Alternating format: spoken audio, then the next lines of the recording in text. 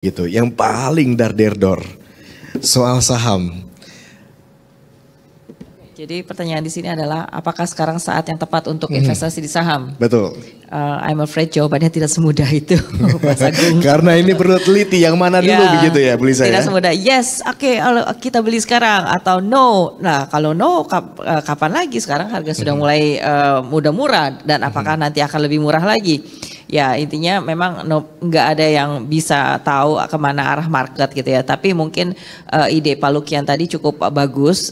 Kita bisa bicara dibagi dengan 2 time frame ya, short term sama long term investment ya. Kalau short term justru jujur saya melihat dalam beberapa hari ini value transaksi di IDX ini mulai meningkat ya, ketika volatility tinggi seperti ini, justru ini adalah saat yang disukai untuk brokerage house ya, untuk investor retail, mungkin retail ya, kalau institusi mungkin mereka lebih prudent, lebih berhati-hati untuk masuk ke market gitu, karena ayunannya itu istilahnya itu ya yang menarik untuk di surfing gitu ya, untuk berselancar di ombak itu gitu.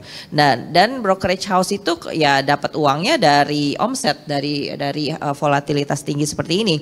Interestingly enough juga saya ada partner US brokerage yang mengatakan mereka itu sangat eager sekali untuk punya strategic partnership dengan kita gitu, karena mereka punya punya alokasi klien yang tertarik dengan emerging market, salah satunya adalah Indonesia gitu. Bahkan saya sampai tanya sendiri sama mereka, kamu tahu kan kalau capital outflow di Indonesia ini masif gitu. Bahkan as per saat ini aja sudah di atas 40 triliun. Dan ini bulan April belum berakhir dan jumlahnya sudah lebih besar dari sepanjang tahun 2024 yang mana asing net sell 27 triliun. Yang mana akan terus meningkat angkanya begitu ya? Ya, I believe so, karena kita juga di downgrade oleh institusi keuangan asing seperti Goldman Sachs, Morgan Stanley gitu ya.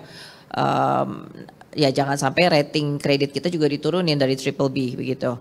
Nah ini seharusnya kan semakin mengecilkan kolam investasi Indonesia, tapi kok kamu ya ini brokerage dari US, dia di London, di London, dia establishnya di London, tapi ini yang cabang New York gitu maksudnya. Dia bilang don't worry, karena untuk kita brokerage itu kita make money-nya di volatilitas tinggi seperti ini gitu. Dan mereka walaupun mereka katakan bahwa sektornya ya basically mungkin masih yang sekitar defensif, tapi juga ada yang tertarik dengan financials dan consumer gitu mereka bilang.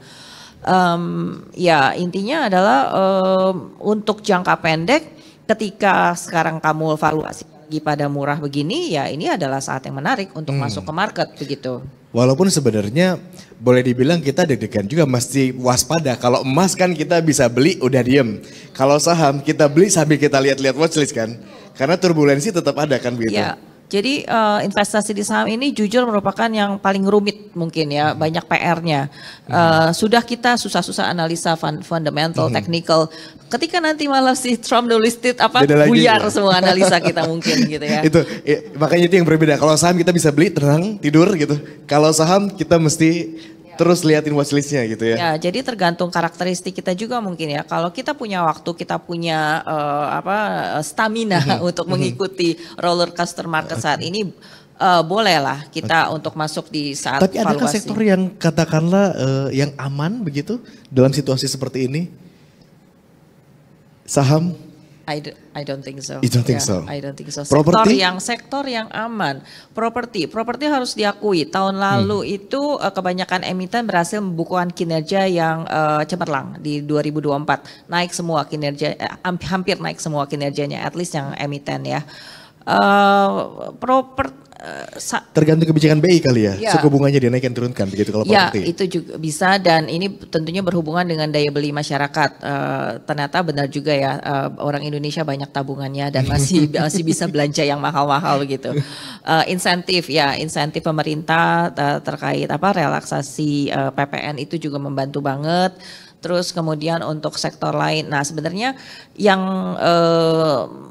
yang menarik itu pastinya kita akan ngomong finance sector ya, karena itu adalah tulang punggung IHSG. Dan sektor finance ini biasanya menjadi tujuan utama dari asing. Nah, makanya kemarin ketika asing keluar mereka banyak dump saham-saham bank besar begitu. Nah, sektor finance sendiri ini yang kemarin kapan lagi dapat BRI harga segitu, Bank Mandiri, BCA gitu kan ya. Jadi statusnya spekulatif buy itu menarik untuk dilakukan begitu. Nah, jadi kita balik lagi ke awal. Jadi ada 2 time frame, short term sama long term investment. Kalau short term, baik short term maupun long term investment, saran saya untuk pembelian saat sekarang ini gunakan perencanaan money management yang bijak. Ya, let's say untuk saat sekarang ini kita maksimal 30% dulu dari alokasi total dana trading kita gitu. Baik Bapak Ibu mau trading cepat maupun untuk long term investment, belinya bertahap karena kita nggak tahu volatilitas ke depannya akan seperti apa lagi, ya kan? Dari equity yang kita punya juga 30% aja begitu ya. Iya, begitu. Dialokasikan. Lebih baik wait and see. Kalau ya, perbanyak lebih banyak cash ya.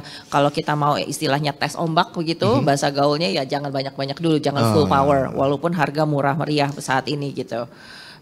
Ya kita lihat perkembangan market, kita average up sesuai bullish dan kita pastinya cek juga kapan asing mulai masuk lagi ke market kita karena so far 3 hari terakhir ini mereka masih sangat masif jualannya begitu. Technical fundamental